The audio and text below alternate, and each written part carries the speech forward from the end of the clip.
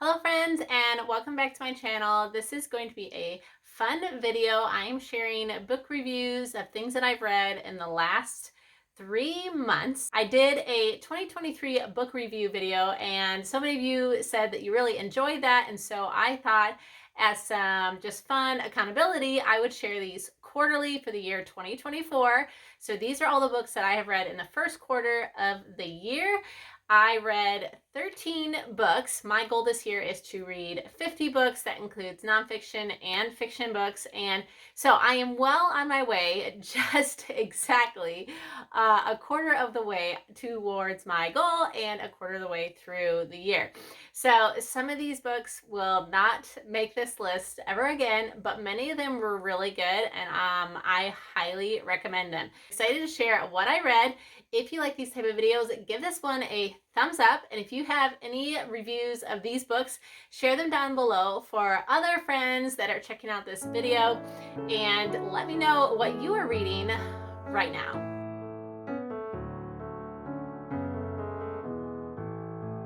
Okay, so this book is called The Guest List by Lucy Foley. This is a New York Times bestseller. This was actually the first book that kicked off my fictional reading for the year.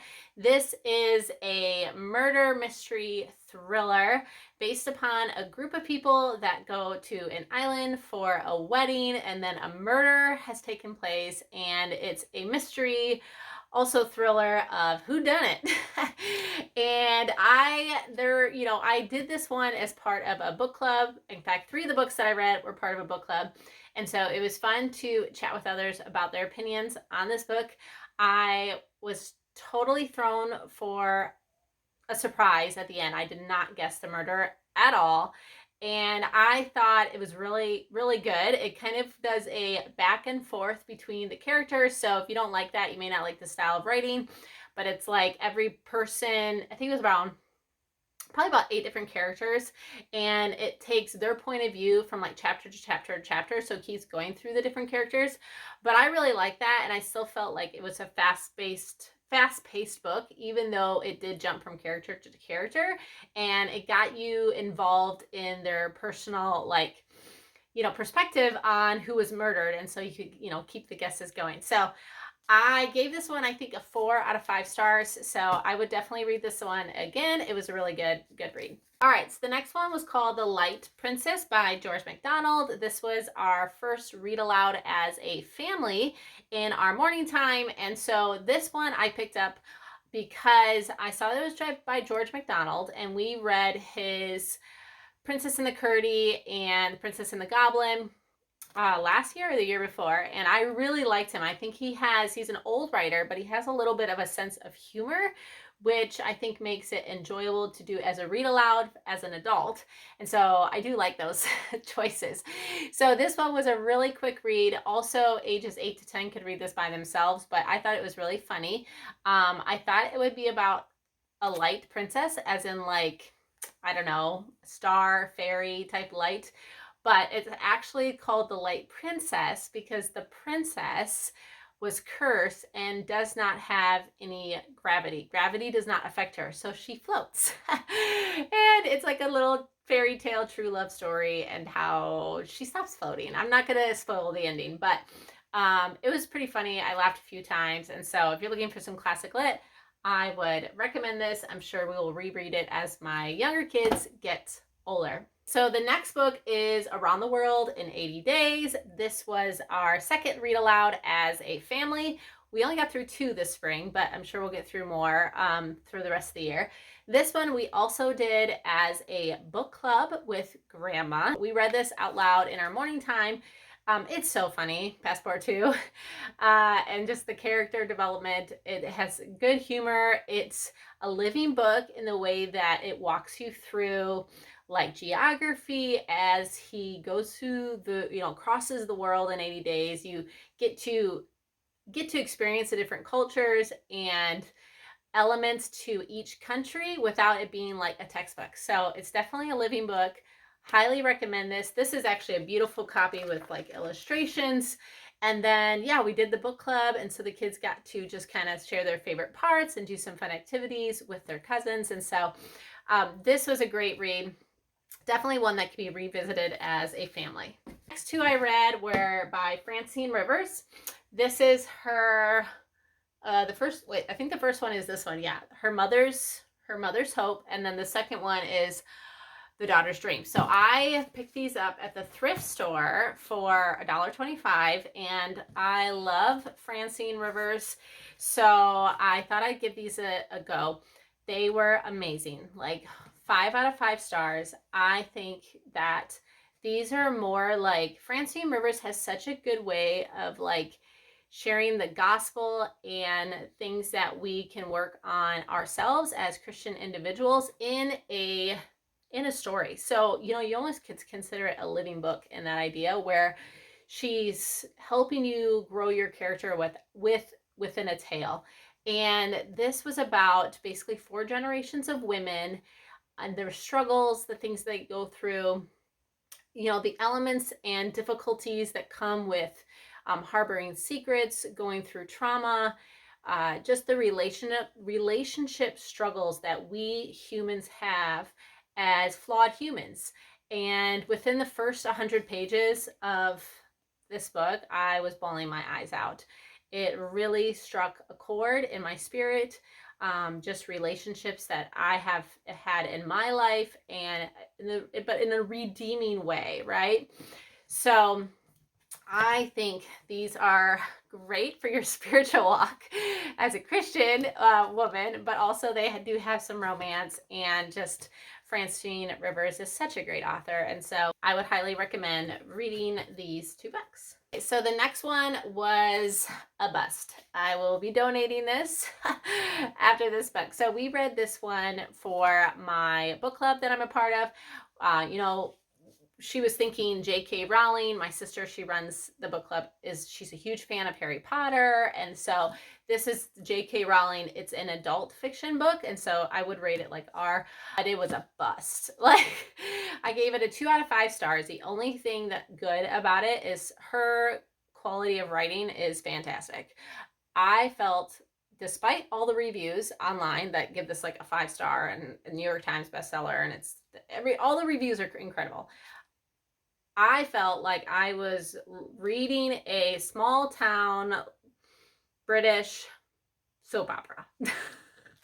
So it did the same thing as the guest list, where it jumped from character to character to character, but I felt like it took a long time to get into it. And everyone that was part of the book club really felt the same way, that the story just dragged on and on and on. And then it was a tragedy. So it did not end the way that would have redeemed the book. And so I just, yeah, this was not one that I would recommend. I think that the only other thing that I would say that was maybe interesting about it, like from a psychological point of view, it was interesting to see how people took their traumas and how that impacted the decisions and the people around them. I think in a study of that, this could be a very interesting book, but it also had a lot of foul language, graphic trauma descriptively, and I don't really care to read that stuff. So this one will not be staying in my house. And so thankfully I only spent like $3 or $4 on thrift books. But here is a reminder that some of these books, it's a good idea to rent them before, or at least buy them used, so you don't feel guilty about it. Okay, so then I reread The Magician's Nephew, because I've read The Magician's Nephew many times. We read this for a book club, so I got to do it with other people that have not read C.S. Lewis, which was really fun. And I always recommend reading this one later, starting with The Lion, the Witch, and the Wardrobe, reading The Magician's Nephew. I'm sure you guys are familiar with the C.S. Lewis series. If you're not, give them a go.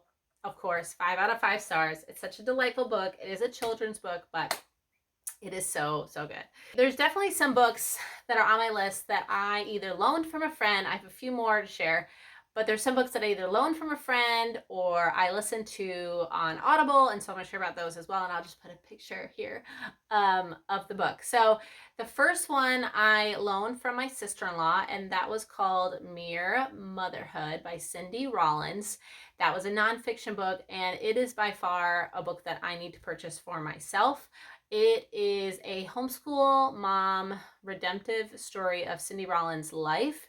And I think it's probably one of the best books I've ever read at 35 years old, that really encompasses the struggles of motherhood, how he is just so redeeming in the mundane day-to-day task of our lives, and just her story. And she's got wit and humor. Cindy Rollins, if you've ever listened to her podcast, the New Mason Jar podcast, she just has a delightful spirit and way of writing. And so I really, really enjoy that book. I want to get my own copy. I highly recommend it. I plan on reading Beyond Mere Motherhood because I've heard just so many good things about that as well. So 5 out of 5 stars. If you're a mother in the thick of it and you're feeling like,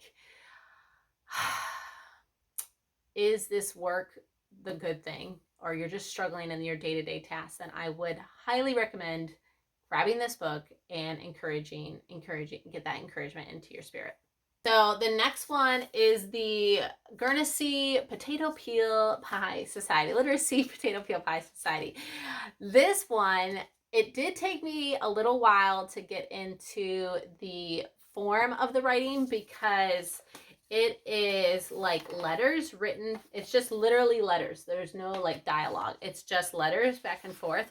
So it took me a good, like, I don't know, 20, 30 pages to get into the rhythm of the book. And I had watched the movie before I read the book. I watched the movie a couple years ago.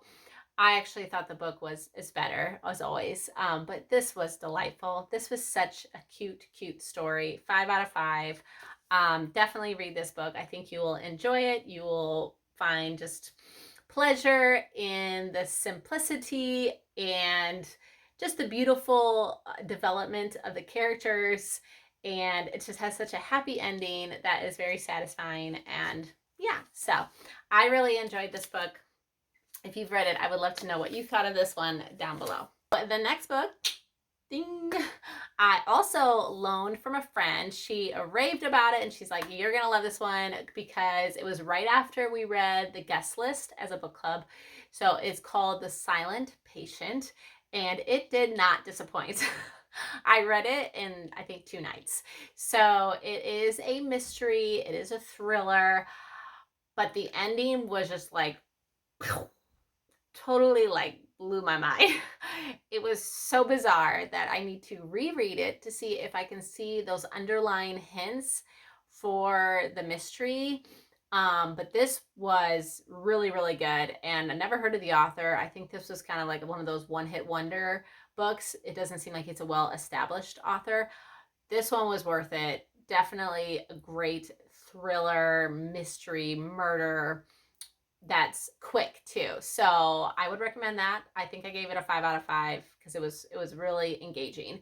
And when a book will keep you up at night, where like this one, I struggled for like 3 weeks. If it's a book that you have to like power through, then you know it's really good. So that's my opinion on that book. Then 2 books I have been listening to on Audible because I have a goal of 50 books. I knew I may not have the time to sit and read all of these. So I'm currently listening to the 3rd one. So I have gotten through Aragon and Eldest. These are by Christopher Poloni, I think is how it's pronounced.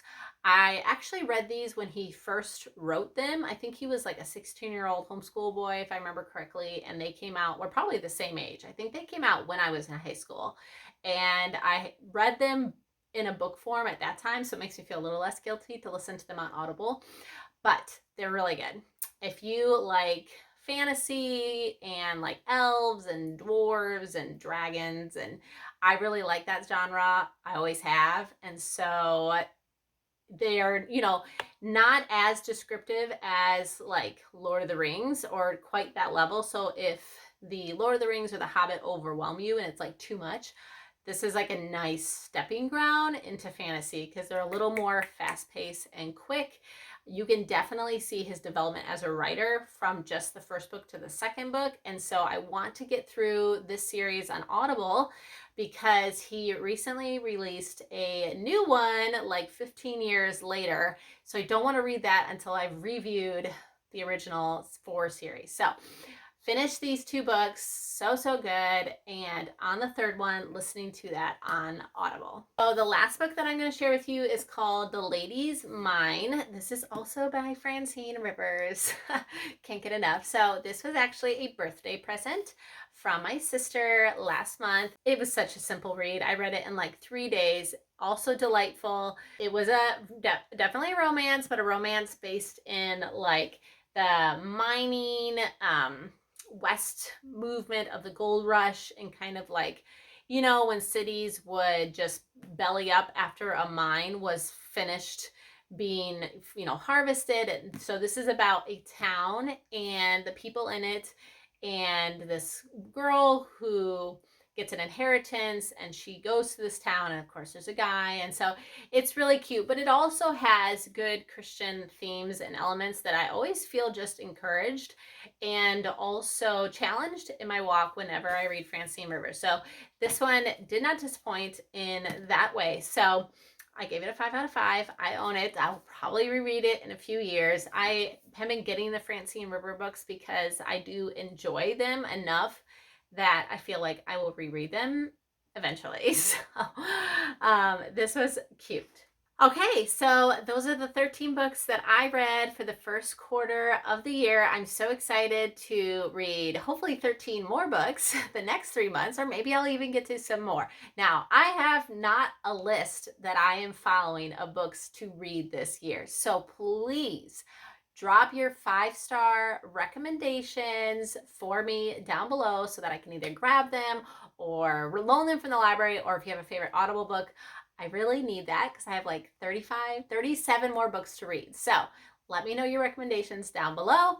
Thanks so much for watching this video. It's all I have for today, and I will see you guys next time. Bye.